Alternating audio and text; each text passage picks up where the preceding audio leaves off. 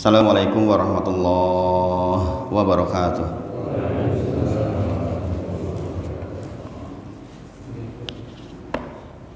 Alhamdulillahirabbil alamin. Asyhadu alla ilaha illallah wa asyhadu anna Muhammadan abduhu wa rasuluh. Allahumma sholli ala Muhammad wa ala ali Muhammad. Ya ayyuhalladzina amanu taqullaha haqqa tuqatih wa la tamutunna illa wa antum muslimun. Subhanaka la ilma lana illa ma 'allamtana innaka antal alimul hakim. Rabbi shrah li sadri wa yassir li amri wahlul 'uqdatam min lisani yafqahu qawli. Amma ba'd. Bersyukur kita kepada Allah atas semua nikmat yang Allah berikan kepada kita. Kita berdoa kepada Allah seluruh nikmat menjadi wasilah kita semakin bertakwa kepada Allah, semakin taat kepada Allah. Salawat dan salam kita sampaikan kepada junjungan kita Nabi Agung Muhammad Sallallahu Alaihi Wasallam. Mudah-mudahan dengan salawat yang kita sampaikan, Allah kembalikan kepada kita dengan kebaikan yang banyak. Bapak Ibu sedaya, insya Allah kita ngelajengaken bacaan kitab Ushul Salasah, mudah-mudahan bermanfaat. Kemarin kita insya Allah sudah sampai ke pokok yang pertama, Al-Aslul Awwalu Ma'rifatullah. Jadi pokok pembahasan kita hari ini masih membahas tentang pokok yang pertama, yaitu kita mengenali Allah. Minggu yang lalu sudah kita bacakan, fa idza qila laka, jikalau ditanyakan kepada panjenengan, man rabbuka, siapa Rabbmu, siapa Tuhanmu, dijawab faqul rabbiyallahu alladzi rabbani wa rabbi jami'al alamin bini'amihi. Apabila ditanyakan kepadamu siapa Tuhanmu, maka jawablah, Tuhanku adalah Allah yang telah mentarbiyahku dan mentarbiyah seluruh alam semesta dengan nikmat-nikmatnya.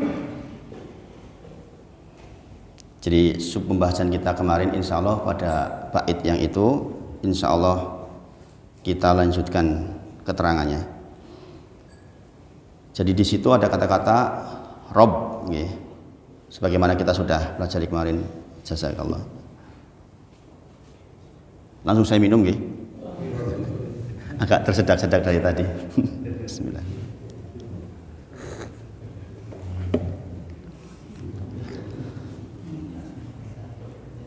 Jadi ada kata-kata Rabbiyallah, Rabb saya adalah Allah. Sebagaimana diterangkan kemarin, Rabb, Ar-Rabbu atau Rabb di dalam bahasa Arab berasal dari kata Ar-Rububiyah. Makanya kita mengenal tauhid rububiyah, yang maknanya kembali kepada sifat rububiyah Allah. Sekali lagi, Rabb dalam bahasa Arab berasal dari kata ar-rububiyah, yang maknanya kembali kepada sifat rububiyahnya Allah, yaitu menciptakan, memiliki atau menguasai, mengatur seluruh alam semesta. Jadi saya ingatkan kembali, jikalau kita semua membaca Alhamdulillahi Rabbil Alamin, kita sedang memuji Allah, Rabb semesta alam, yaitu zat yang telah menciptakan, yang memiliki atau menguasai, yang mengatur atau mengurus seluruhnya. Sebenarnya dari kata-kata ini saja kita sudah harusnya merasa tentram. Kenapa? Karena kita tahu yang menciptakan kita itu Allah, yang kita tahu tujuan penciptaannya jelas. Yang menguasai, yang memiliki kita juga Allah Subhanahu wa Ta'ala. Demikian juga yang mengatur, mengurusi hidup ini juga Allah Subhanahu wa Ta'ala. Sehingga iman kita di rukun iman yang kita telah pelajari, menika antuk minabil qadari khairihi wa syarih, bahwa kita beriman kepada Allah, beriman dan seterusnya sampai beriman kepada qada dan qadarnya Allah, baik itu yang baik maupun yang dianggap buruk oleh kita. Karena kita tahu zat kita itu yang menguasai kita, yang memiliki kita, yang mengatur dan mengurus kita. Tugas kita semaksimal mungkin saja yang kita bisa, sehingga nanti kita bisa punya hujah di sisi Allah bahwa dulu saya ketika di dunia sudah berusaha maksimal untuk mengenali Engkau ya Allah, berusaha maksimal untuk menyembahmu ya Allah. Ini tugas kita.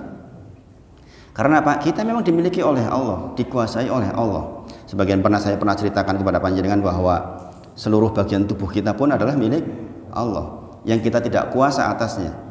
Kita tidak bisa menjaga mata kita dengan maksimal, harus sehat terus, kita nggak bisa. Demikian juga saya gambarkan kepada panjenengan kuku yang kecil saja kita nggak bisa perintahkan untuk jangan tumbuh, karena memang itu kuasanya di Allah Subhanahu Wa Taala. Ini insya Allah dengan pengetahuan ini kita menjadi tentram ya, menghadapi kehidupan dengan berbagai macam rupa ujiannya ya, karena kita tahu Allah menguasai kita, Allah pula yang mengurusi kita, sehingga kita tidak perlu terlalu terbawa emosi kalau misalnya ternyata hidup tidak sesuai harapan kita. Banyak kan yang seperti ini, yang merasa hidupnya saya hidup tidak seperti yang saya harapkan. Banyak sekali. Ada yang dari masalah ekonomi, ada dari masalah keluarga, macam-macam lah. Tetapi ketahuilah itu semua sudah menjadi perencanaan Allah yang tentu saja ada hikmah-hikmah yang di dalamnya. Tugas kita sebagai hamba adalah menyembah saja. Sekali lagi, kata-kata Rob dari ar-rububiyah yang tidak keluar dari arti menciptakan, menguasai atau memiliki, dan mengatur. Sekali lagi, jadi kalau panjenengan mengucapkan alhamdulillahi rabbil alamin, ingat-ingatlah ini, sehingga di awal Al-Fatihah saja mungkin kita sudah bisa masuk kepada khusyuk, insya Allah. Karena kita tahu siapa yang kita sembah, yaitu Dia yang menciptakan kita, Dia yang menguasai kita, Dia yang mengatur kita. Kan sudah tentrem toh di situ aja. Baru ayat pertama aja udah. Ayat kedua sebagian ini, karena sebagian mengatakan bismillah itu ayat pertama. Imam Malik mengatakan bismillah bukan bagian dari ayat, tapi jumhur mengatakan bismillah ayat pertama. Kita sudah tentrem. Kemudian oleh penulis Syekh Muhammad bin Abdul Wahhab rahimahullah ta'ala, beliau menggunakan kata tarbiyah untuk menjelaskan sifat Allah berkaitan dengan Rob. Maka kita tahu tarbiyah di dalam bahasa kita sendiri, dalam bahasa Indonesia, itu terkait dengan pendidikan atau pengurusan tarbiyah itu dalam bahasa kita. Mungkin lebih tepat ke pendidikan, tapi kalaulah kita ambil pendidikan, berarti kita mengurusi anak-anak dari, bahkan kalau sekarang PAUD, PAUD, TK atau pra-TK, kemudian TK, SD, SMP, SMA, kuliah, pasca sarjana, dan seterusnya, sampai kemudian betul-betul menjadi orang yang siap menjadi orang betulan. Demikian juga tarbiyah di dalam bahasa Arab itu bahkan jauh sebelum sekedar PAUD, tapi dari sebelum ada. Makanya kemarin saya sampaikan surah Al-Insan, hal ata 'alal insani hinum minad dahri lam yakun syai'am madhkura inna khalaqnakum min nutfatin amsajin nabtalihi faj'alnahu sami'an basira. Ingatlah masa di mana dulu kalian tidak bisa disebut sebagai apa-apa, nggak ada kita, kemudian sesungguhnya aku ciptakan kalian dari nutfah, dari campuran dua air yang hina. Dalam rangka apa? Nabtali itu agar kita diuji oleh Allah, agar kita diuji oleh Allah. Faj'alna, maka kemudian dijadikan sami'an basira, kita bisa mendengar, kita bisa melihat. Jadi Bapak Ibu sedaya, kita dibuat oleh Allah bisa mendengar dan melihat dalam rangka mau diuji. Jadi kalau kita hidup dengan ujian, dia memang demikian, seharusnya memang begitu.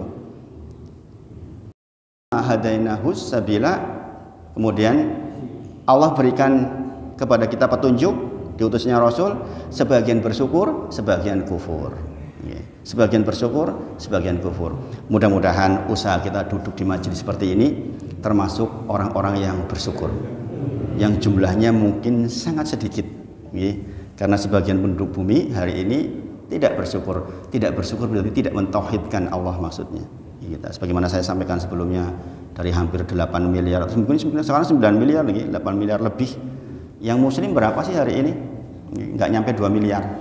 Berarti yang 6 miliar lebih itu orang-orang yang tidak bersyukur kepada Allah, tidak mentauhidkan Allah. Beruntung kita termasuk orang yang dijadikan oleh Allah menjadikan diri kita punya hidayah, insya Allah. Maka sering saya sarankan kepada teman-teman sesama muslim yang masih punya la ilaha illallah, saling menghormati, saling menghargai, jaga persatuan, wala tafarraqu, jangan berpecah belah. Kenapa? Biar kuat muslim itu. Adapun perbedaan-perbedaan furu'iyah, perbedaan-perbedaan tata cara ibadah, kita hargai sepanjang masih ada dalilnya. Kita nggak perlu bertengkar nih. Karena apa? Allah sangat menghargai kalimat la ilaha illallah. Jadi kalau orang masih punya la ilaha illallah, dia muslim. Hak-haknya harus dijaga. Kita penuhi hak-haknya. Wala tafarraqu, jangan kita berpecah belah di dalam agama. Jangan buat firqah. Adapun ormas untuk membantu kita melakukan kegiatan, manajemen kegiatan itu baik-baik saja, silahkan. Yang penting jangan berfirqah. Berfirqah maksudnya jangan kita tunjuk imam di firqah itu. Ada imamnya yang kita taati, yang ijtihadnya kita ambil, nah itu yang jadi masalah, jadi berfirqah-firqah. Dan di Indonesia ada yang seperti itu. Di Indonesia itu ada yang sekarang gelombangnya lagi banyak yang hijrah, alhamdulillah. Kalau jenengan pernah dengar Islam Jamaah, itu kan sekarang alhamdulillah dalam 3 tahun terakhir ini setelah 3 ulamanya dikirim ke Mekah, balik ternyata beda semua apa yang dipelajari. Ketika disampaikan akhirnya dikeluarkan semua 3-tiganya, sekarang terjadi hijrah luar biasa, ribuan orang. Saya sampaikan karena saya tahu persis bagaimana akidahnya.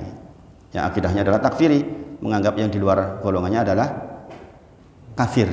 Na'udzubillah. Itu sifat khawarij. Nah itu yang saya katakan, wala tafarraqu, jangan kita berpecah belah.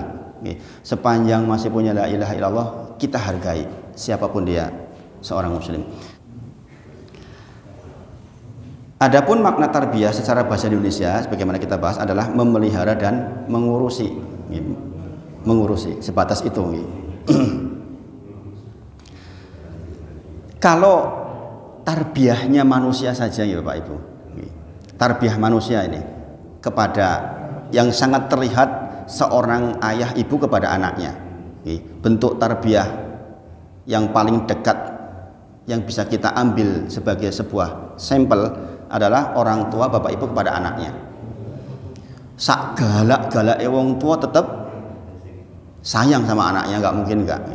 Sak marah-marahnya orang tua kepada anaknya tetap sayang.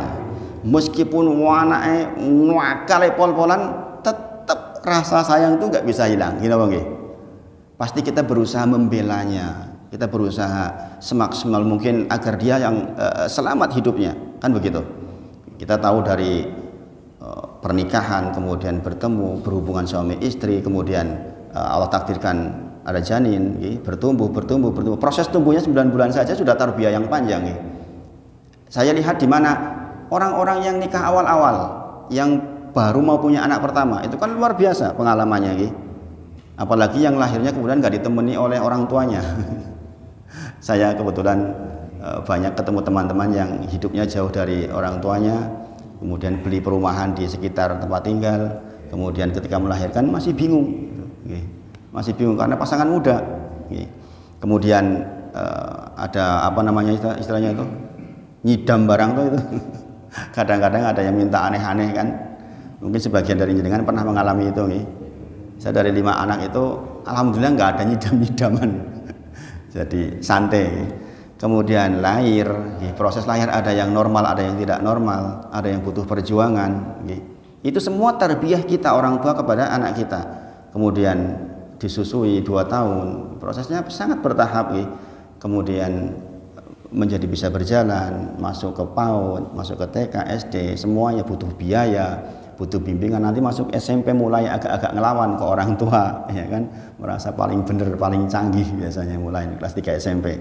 Nanti terus SMA, semakin lagi mencari jati dirinya.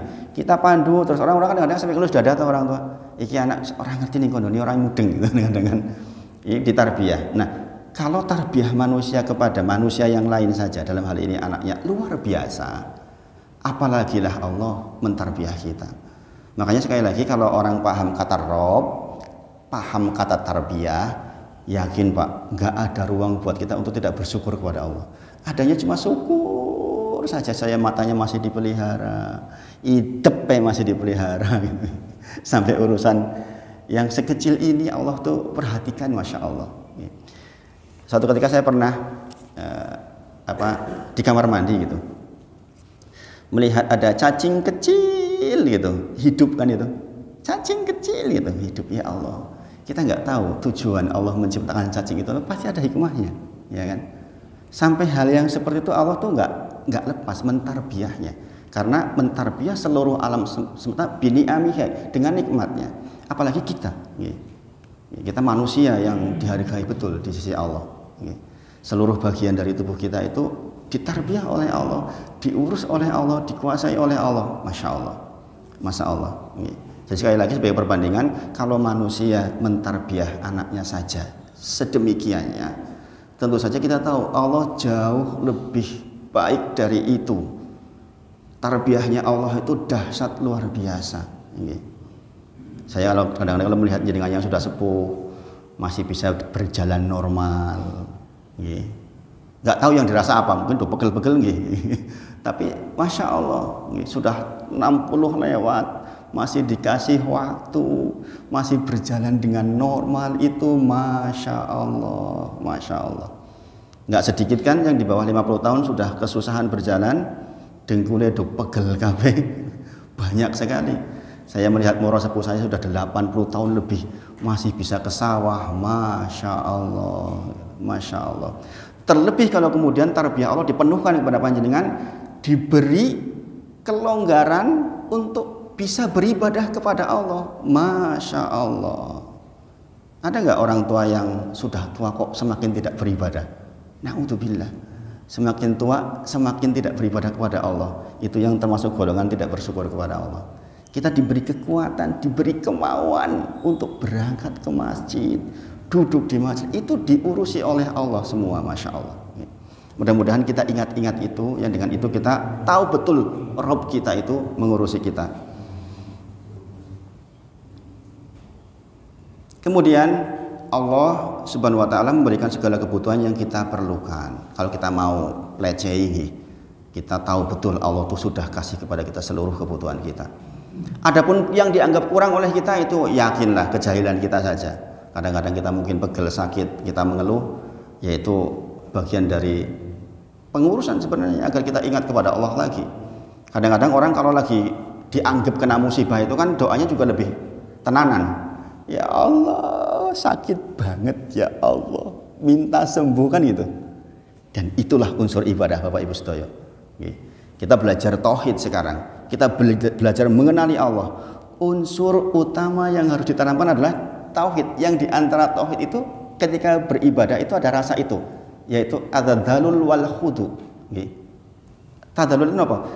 Perasaan rendah, perasaan tidak mampu. Perasaan saya itu hamba ya Allah. Itu loh ibadah kita tuh harus ada itunya. Kalau nggak ada unsur itu nggak berkualitas. Bahkan bisa hilang pahalanya.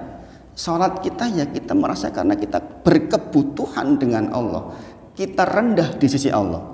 Ini harus dipahami betul supaya seluruh aktivitas kita itu benar-benar berkualitas. Kemudian Allah juga memberikan nikmat-nikmat yang begitu besar dan melimpah, seperti kita dapat melihat, dapat mendengar, berpikir, dan yang lainnya. Melihat, mendengar, berpikir saja luar biasa. Di Bantul itu kan ada orang menghafal Quran yang dia pakai braille, ya kan? Pakai braille, karena dia tidak bisa melihat. Lebih menakjubkan lagi, ada yang nggak bisa mendengar. Menghafal Quran gimana caranya? Dengan bahasa isyarat. Masya Allah, itu di Bantul, Masya Allah. Kemarin saya sempat lihat liputannya. Bayangkan, kita yang bisa mendengar dan bisa melihat, semestinya harus jauh lebih mensyukuri nikmat Allah. Makanya sering saya katakan pada diri saya sendiri, jangan sampai lewat satu hari kok kita nggak baca Quran walaupun hanya 1-2 ayat. Yang kita baca dengan terjemahnya, kita baca tafsirnya dengan beberapa jenis tafsir. Tafsir Ibnu Katsir, tafsir Jalalain, tafsir As-Sa'di dibaca walaupun 1-2 ayat. Mudah-mudahan itu bisa jadi hujah buat kita nanti kalau kita meninggal. Ya Allah, saya dulu sudah berusaha memahami agama ini. Gitu. Sementara mungkin orang ada yang melewatkan waktu 1 jam, 1,5 jam untuk lihat bulu tangkis. Sekarang lagi ramai tuh bulu tangkis. Ya kan, sering saya katakan, kenapa saya contohkan bulu tangkis? Saya juga senang bulu tangkis itu. Ini saya juga mengendalikan diri ketika ya secukupnya lah. Nonton tuh yang nggak harus terus-terusan gitu. Kenapa? Harus ada waktu untuk Rabb kita, Rabb kita. Kemudian tidak cukup sampai di situ kata penulis. Tarbiyah Allah tersebut tidak hanya berlaku pada kita saja, tetapi kepada seluruh alam semesta. Seluruh alam semesta. Yang kalau kita mau pahami, seluruh alam semesta itu sesungguhnya bagian dari perawatan Allah untuk kita. Untuk kita. Dulu saya sampaikan kepada panjenengan, sapi ditundukkan dengan kita, gajah ditundukkan dengan kita, kuda ditundukkan dengan kita. Coba kalau nggak ditundukkan, disepak kita, langsung matilah kita. Pernah nggak lihat di video orang disepak sama kuda itu? Jempali gitu. Bayangkan kalau itu nggak ditundukkan dengan kita. Bayangkan lautan ditundukkan dengan kita, sehingga bisa dikarungi lautan, bisa diseberangi, masya Allah, masya Allah. Bahkan udara pun ditundukkan dengan kita dengan pesawat sekarang, sehingga haji tidak harus kayak dulu, masya Allah.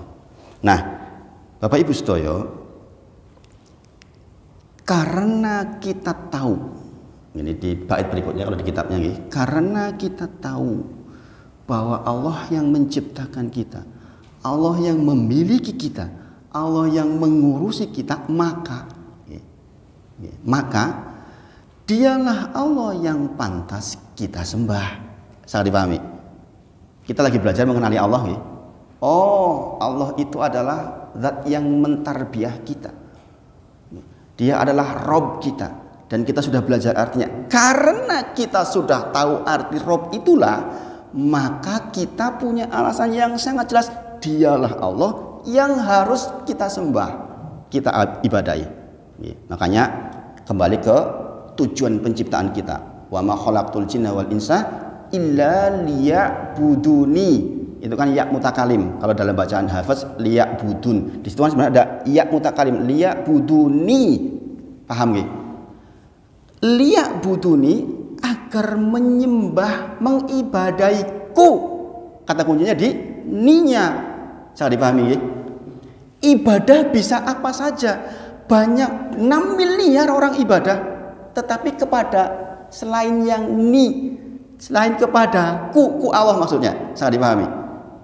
Wa ma khalaqtul jinna wal insa illa liya'buduni, agar orang-orang menyembahku. Alasannya apa? Karena dia Rob kita, dia yang menciptakan kita, dia yang menguasai kita, dia yang mengurus kita. Maka dengan alasan itu liya'buduni, agar Allah itu disembah. Sekali lagi, kalau hanya liya'budun tanpa kemudian diserahkan kepada Allah, banyak di luar. Dan justru itulah yang lawannya tauhid. Kalau sekali lagi, kalau sekadar ibadah yang ditujukan tidak kepada ninya ni Allah, maka tentu saja itu nggak bermanfaat, nggak bermanfaat. Maka di bait berikutnya di kitabnya dikatakan, wa huwa ma'budi, dia adalah sesembahanku. Kita kemudian mengakui, karena dia Rob kita sudah tahu artinya, maka wa huwa, dia adalah ma'budi, adalah sesembahanku. Laisa li ma'budun siwahu, aku tidak memiliki sesembahan selain dia.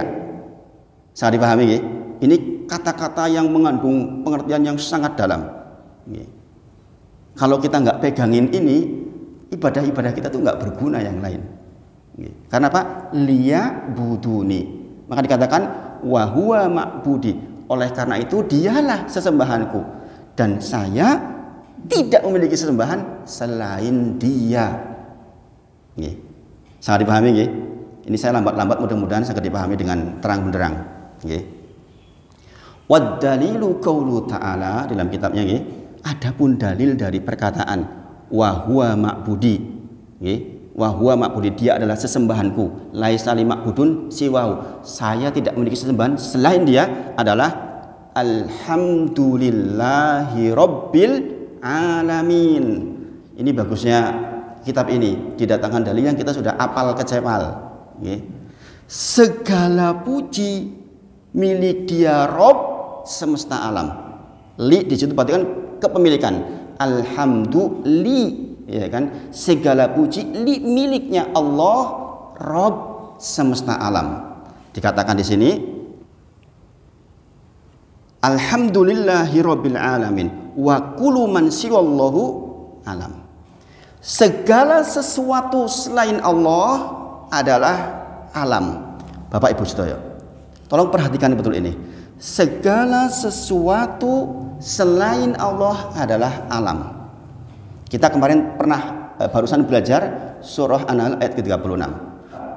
Walaqad ba'asna fi kulli ummatin rasulan an i'budullah wajtanibu taghut. Ya kan? Diutus para rasul kepada tiap-tiap kaum agar orang-orang menyembah kepada Allah, menjauhi sesembahan selain Allah. Menjauhi sesembahan selain Allah, menjauhi sesembahan selain Allah, yaitu tauhid. Tauhid itu dari kata togo. Ini terkait dengan ini nanti keterangannya. Tauhid dari togo. Togo itu artinya lewat batas, melewati batas. Hamba selain Allah itu alam, maka yang disembah itu Allah. Kalau ada bagian alam yang disembah itu tauhid. Syaratnya yang disembah itu ridho. Jadi makanya tauhid itu kata togo yang artinya melewati batas. Batasnya hamba itu ya enggak disembah. Sangat dipahami gitu. Yang namanya bagian dari alam ini enggak ada yang pantas disembah. Karena yang pantas dimintai, pantas kita bertawakal, pantas kita berdoa, hanya Dia Allah saja. Selain itu tidak ada ruang untuk disembah. Maka sekali lagi, tauhid itu dikata togo, yaitu lewat batas, bukan haknya kok diminta disembah. Maka dikatakan wakulu man siwallahu alam. Segala sesuatu selain Allah adalah alam. Terus mengatakan wa ana, dan saya wahidun min dzalikal alam, dan saya salah satu bagian dari alam itu. Kita manusia, masing-masing pribadi kita adalah bagian dari alam itu.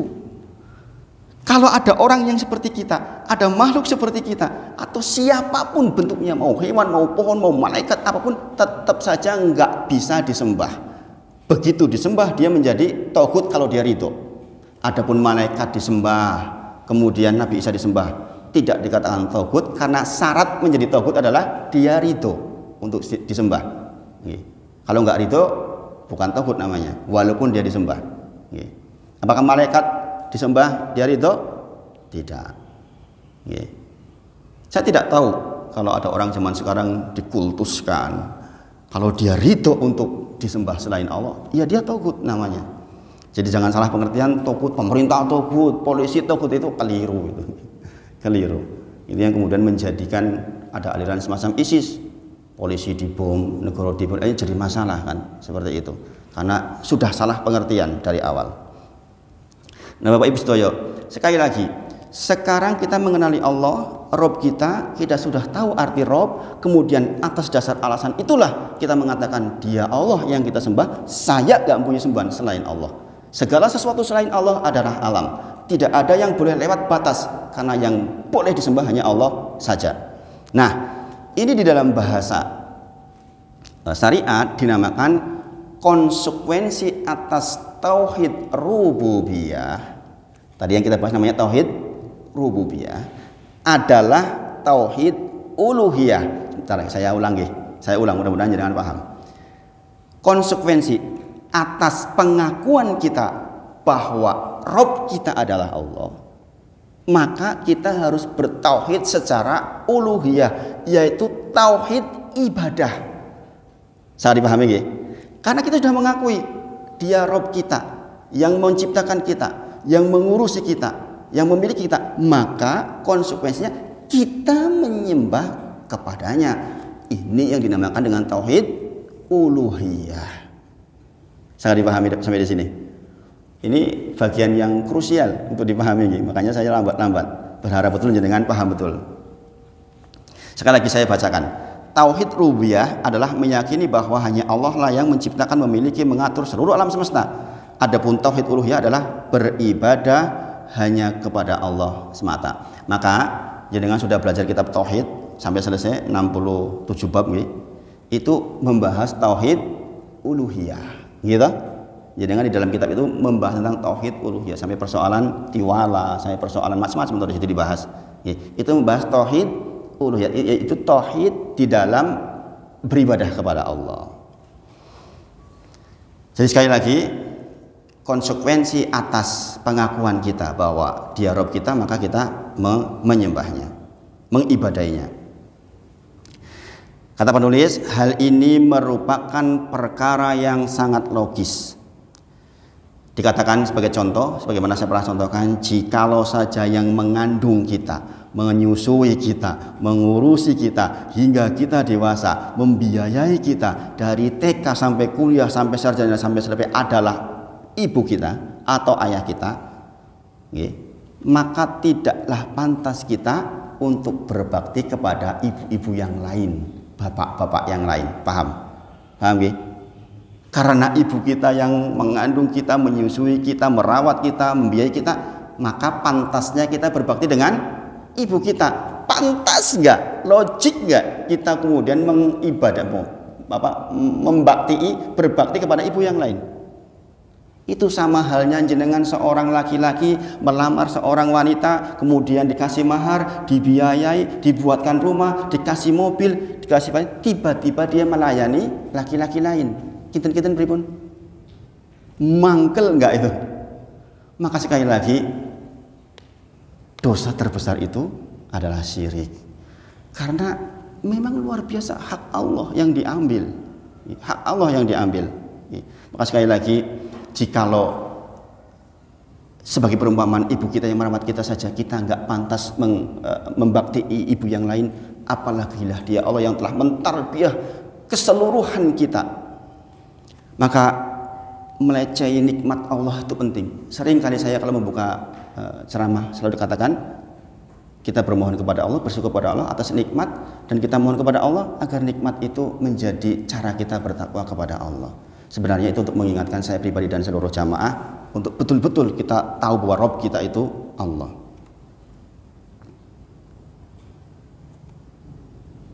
Bapak Ibu sedaya, penulis menyampaikan lagi untuk menegaskan, begitulah Allah Subhanahu wa taala, karena Dia adalah satu-satunya yang menciptakan kita, maka Dia sajalah yang berhak kita sembah. Jika ada pencipta lain selain Allah, maka Dia juga berhak disembah. Katakanlah ternyata ada malaikat yang ikut-ikutan menciptakan langit dan bumi, ada nabi yang ikut menciptakan langit dan bumi, ada wali yang ikut-ikutan menciptakan langit dan bumi, maka dia juga punya hak untuk disembah. Tetapi kan faktanya tidak ada. Oleh karena itu sekali lagi kita mengatakan, saya gak punya sesembahan selain Dia. Karena selain Dia itu gak bisa menciptakan, gak bisa memiliki, gak bisa mengurusi. Maka dalilnya adalah alhamdulillahi rabbil alamin. Sesungguhnya segala puji itu hanya milik Allah. Hanya Dia yang berhak dipuji. Bapak Ibu sedaya, kita memuji orang saja sebagai bentuk penghormatan kita kepada seseorang. Iya, gimana Bang? Gimana Bang? Jenengan memuji orang berarti kan jenengan sedang menghormati dia. Kecuali pujian ngece. Kata jarang pujian ngece. Secara sadar ketika kita memuji seseorang, sesungguhnya kita sedang memberikan penghormatan kepada yang bersangkutan. Sebuah pengakuan, gini Bang. Maka dikatakan di sini segala puji itu miliknya Allah, Rabb semesta alam. Adapun pujian-pujian kepada makhluknya karena Allah titipkan kemuliaan kepada yang bersangkutan, tetap kembali kepada Allah. Makanya kalau dipuji anak kita, kita mengucapkan apa? Masya Allah, tabarakallah. Kembalikan, itu kehendaknya Allah. Segala pujian milik Allah, keagungan milik Allah. Sangat dipahami ini. Jadi sekali lagi, menghindari penyakit ain ini, jangan udah bahas di kitab tauhid kan. Kalau anak kita pinter, anak kita bagus, kemudian orang mengatakan, duh pinter ya anakmu. Ingat-ingat, yang berhak dipuji itu Allah, lillah, bukan kita. Kita hanya dititipin saja. Kita jadi profesor nih, katakanlah Pak, petantang penteteng misalnya dengan ilmu kita. Na'udzubillah, lillah, lillah. Kita hanya bagian dari alam. Wa ana wahidan min dzalikal alam. Saya adalah salah satu bagian dari alam itu. Pantas enggak kita kemudian menjadi sombong? Na'udzubillah. Ini sederhana Pak, Masya Allah. Tapi Masya Allah kalau kita paham, kita itu benar-benar menghamba betul. Enggak ada ruang buat kita untuk mengakui, saya kok, anak saya pinter, loh saya biayai kok, uang saya banyak kok, saya yang didik dia kok, karena bapak pinter, yo anak pinter kok. Na'udzubillah. Alhamdulillahi Rabbil Alamin. Segala puji lillah, miliknya Allah. Rob semesta alam, semua alam ini Robnya dia Allah. Maka sekali lagi yang pantas dipuji hanya dia Allah Subhanahu wa ta'ala. Ini penting dipahami Pak. Karena unsur ibadah kalau tidak menghadirkan ini, at-tadallul wal khudu, yaitu kita merasa rendah, kita merasa butuh kepada Allah, hilang konsep ibadah kita atau minimal berkurang pahala ibadah kita. Selalu hadirkan itu. Kita berdoa, ya Allah, kita mengakui memang kita tuh butuh Allah. Salat kita tuh butuh Allah, karena dia yang menguasai alam semesta itu. Dialah Rob semesta alam. Masya Allah. Mudah-mudahan pengertian ini bisa masuk ke dalam diri kita sedalam-dalamnya, sehingga setiap sholat kita, ibadah kita benar-benar berkualitas. Penulis mengatakan, kebalikannya, jikalau ada orang-orang yang melakukan kesyirikan dengan menyembah penghuni kubur, merupakan orang-orang yang tidak menggunakan akal sehatnya. Tahu kok yang menciptakan dia itu Allah, lah kok kemudian dia menyembah, meminta kepada selain Allah, yang dia juga bagian dari alam yang sama dengan kita, makhluknya Allah juga. Ngapain kita minta sama dia? Kan dalam tanda kutip jahil banget, kok bodomen, itu istilahnya tuh. Sangat dipahami ya? Kalau ada orang meminta-minta kepada dukun, na'udzubillah, menganggap dia orang pinter, kita minta tolong sama dia, na'udzubillah, ya itulah bodomen gitu. Cara bahasa penulisnya itu kok jahilnya, jahil murokab, kok bodomen gitu. Wong kita tahu bukan dia yang menciptakan, bukan dia yang memiliki, bukan dia yang mengurus. Lah kok kita minta-minta sama dia, bermohon sama dia, bertawakal sama dia, berdoa kepadanya. Na'udzubillah, na'udzubillah. Di sini dikatakan jangan lagi kok penghuni kubur, para malaikat pun yang diperintahkan untuk mengatur saja nggak boleh kita sembah. Sebagaimana saya dulu pernah sampaikan kepada panjenengan, apakah boleh kita minta hujan kepada malaikat pengatur hujan? Wahai malaikat pengatur hujan, mbok gunung sempu wae sing udan, kono rasa hudan misalnya. Nggak boleh. Kita mintanya kepada yang memiliki malaikat, bosnya malaikat, robnya malaikat, yang adalah juga robnya kita. Maka sekali lagi kembali, segala puji milik Allah, Rob semesta alam. Ini sudah ngunci kita Pak, sehingga kita tidak ada ruang buat kita untuk sombong, untuk mengakui kehebatan kita, untuk mengakui segala macam yang kita anggap kita mampu dan lebih hebat. Na'udzubillah, subhanallah min dzalik. Nah, ini yang dibahas pagi ini sudah menjelang waktu suruk. Mudah-mudahan yang sedikit ini bermanfaat. Saya berusaha selambat mungkin, mudah-mudahan saya dipahami, karena ini bagian yang sangat penting, insya Allah. Kalau ada 1-2 pertanyaan, monggo.